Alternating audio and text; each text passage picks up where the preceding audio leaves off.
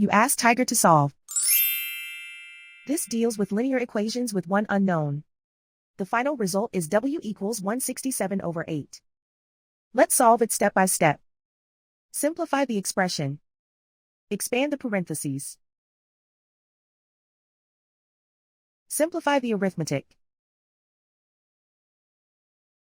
Find the greatest common factor of the numerator and denominator.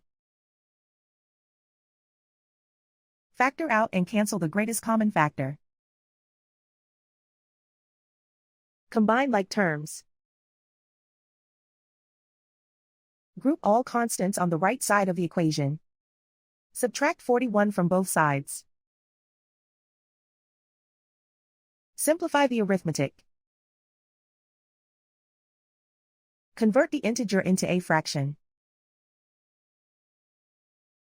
Combine the fractions. Combine the numerators. Isolate the w. Divide both sides by 4.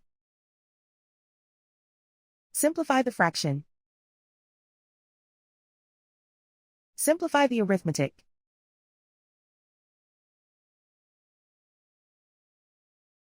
And so the final result is w equals 167/8.